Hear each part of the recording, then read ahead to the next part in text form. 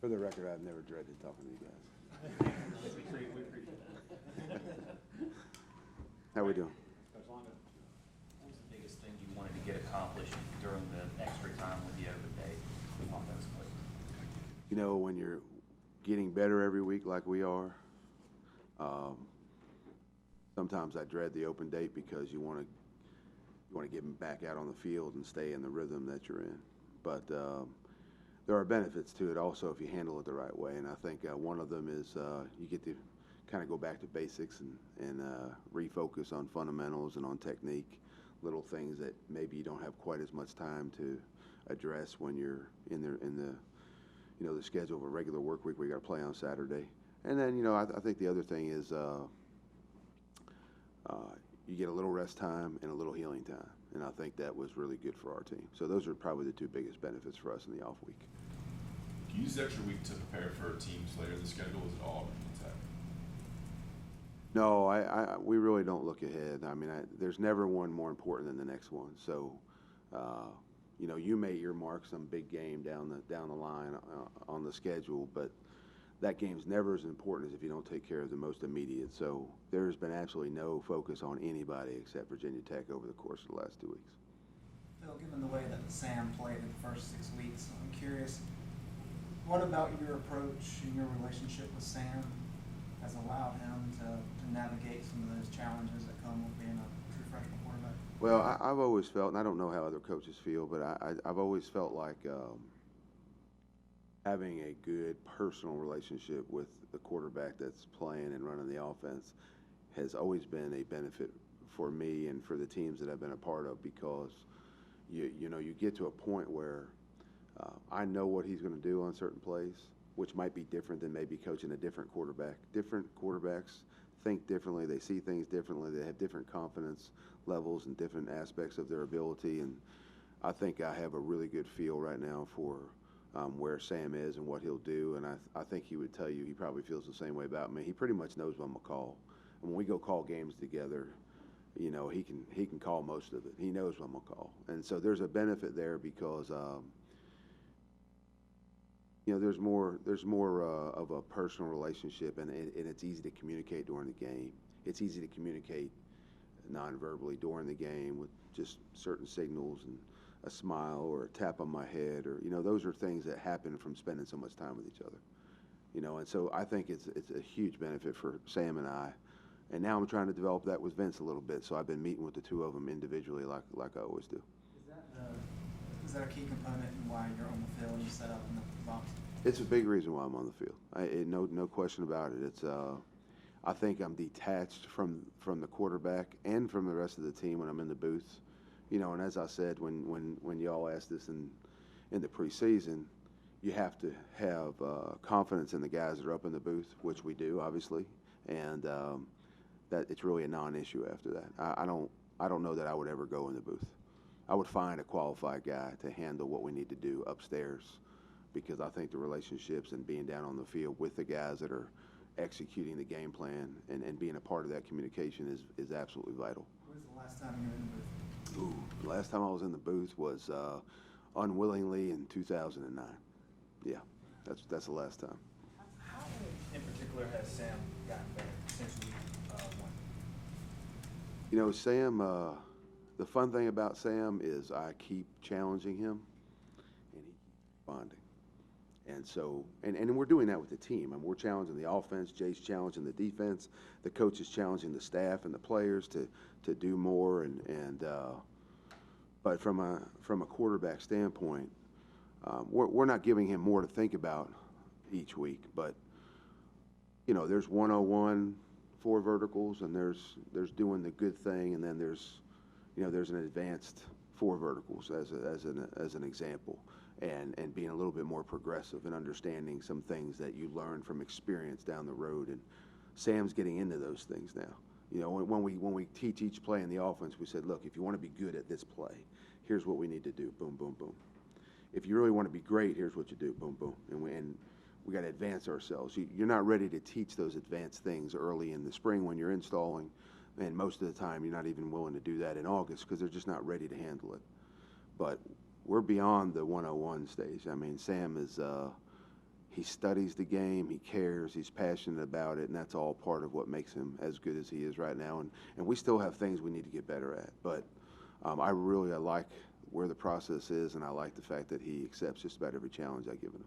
You ever step back and think about how nice it is to have a really good quarterback at this stage with 2 more years? Think about other teams that really struggle to find a guy. I said this earlier too. I've been really spoiled. I mean, I've enjoyed coaching most of the quarterbacks I've had in my career. Most of them have been really, really good, and I've just been blessed with having some guys on the roster that can execute what we do, and so each one of them is individual and each one is a little different. So you got to coach them a little bit differently. That's the other thing that maybe the personal time with Sam has afforded me, is just it's given me the opportunity to realize how I need to coach Sam. I'm coaching Sam and Vince differently right now. That's why I meet with them individually. But yeah, it's I think right now during the season you have a hard time stepping back and appreciating anything because you're focused on the next game. But I do appreciate how well and how hard he works, and I think that's why he's been able to help the team the way he's been able to. I think Sam attempted 51 passes against Georgia Tech and had credit with 6 runs, like one was a sack. That's 57 times he could get hit. How important is it to you for you to run your offense, be who you are, even knowing that behind him is a questionable situation? Well, 2 things I would say. One, you never go into a game knowing if you're going to run it 51 times or pass it 51 times. It's really dictated by what the defense gives you. I would also say a number of those throws are just extended run plays in an effort to get our back the ball. So the numbers are a little deceiving. We're throwing it, it counts as a pass, but it's a perimeter run or a vertical run or what have you. The sack that we gave up, a credit to our line, really wasn't them.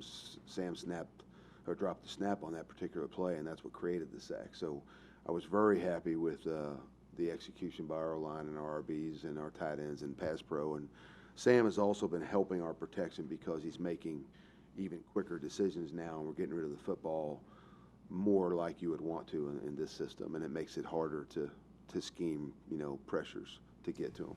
Have you tweaked the approach at all because you pretty much have one guy at this point, or those numbers, just kind of watching the game would lead one to believe that you really have, and you are, and you're going to. We are. I mean, we're gonna be smart about what we do with any position that doesn't have depth, but I think philosophically it doesn't change what we do from an offensive standpoint. I don't know if it affects my play calling or not, really. We got to call and do what we got to call and do to win the game, and so that's kind of the approach right now.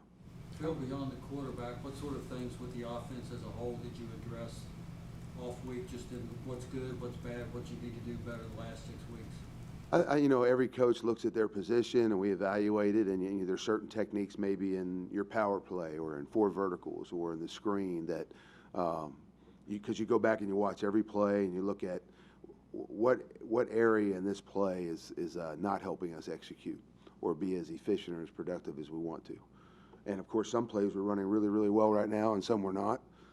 And you decide we either want to eliminate them because it doesn't fit the character of our team, or we don't have the ability really to execute it, or hey, you know what? There's a couple things if we can just tweak this or improve this, it's going to make this concept better, and it'll be a better play for us in the second half. So this bye week comes at a very opportunistic time. It's halftime of the season, and it's given us a week to evaluate our own offense like we do most of the time after the season, and then try to improve on the areas that you're taking every weak link and trying to make it a little bit stronger. That makes your whole system stronger. So that was the approach last week, and this week has been all 100% Virginia Tech. How has Bo Corrales progressed from the spring up till now? Well, he has. I mean, he had a decent spring. Truthfully, and I told him this, I wanted to see more and get more out of him in August camp. But he has a knack on game day. He's made a number of big-time contested catches for us on big downs. He's blocking well. He's running good routes. He's doing the things that we would ask of our right wide receiver, and I think he's a really good complement now to De'Ami Brown. And I think the return of Antoine Green helps us spell and provide even more depth for the wideout position. So I think that's going to help Bo, and it's going to help De'Ami, because they may play a few less reps during the game, but they're going to be fresher while they're playing. So hopefully that it helps their productivity. Has Javante's production surprised you? No, I think I just got to make sure we do a good job of continuing to feed him the football. You know, he's really physical. He plays with really low pad level. With the exception of one play all year, he's secured the football. No, there's total trust in putting the ball in his hands. He's a good pass protector. We saw that in the spring. We saw that in August. And so what he's doing now is not a surprise. It's just what we're hoping to get out of him. You hope that what you do in practice translates on game day, and for Javante it has. What has the offensive line done the last 2 games to kind of take collectively step forward? Well, a couple things. Part of it is we're healthy now. You know, we were not healthy in the early stretch, and the last 2 games we've had a lot of continuity because we're playing the same 5, 6, 7 guys. You know, and that's the other thing is the emergence of 2 more guys that gives us a chance to spell somebody if we need to. So we've had 7 that we played in the last 2 or 3 games, and it's really helped the overall production up front. And you know, without having to roll through different guys due to injury, we got some continuity. Guys are getting used to playing next to each other, and so that's probably been the biggest positive. And Coach Cyril's doing a heck of a job coaching them up. So I think we'll play call to keep things simple for them, and try to stay healthy. And I think that bodes well for us up front. What kind of challenges does Virginia Tech's defense pose for your offense? A lot. I mean, they're going to crowd the box. They're going to force you to make sure that you stay on blocks and you finish in an effort to be able to run the football. 23 and 22 play awful close to the line of scrimmage. Both of them are exceptional football players. Number 1, the safety we think is very, very good. He'll be out the first half of the game against us this Saturday, but he's a good one. And you know, 8 does a good job off the edge at the DN spot. So they're going to crowd the box. They're going to challenge us to win physically and in an effort to run the football.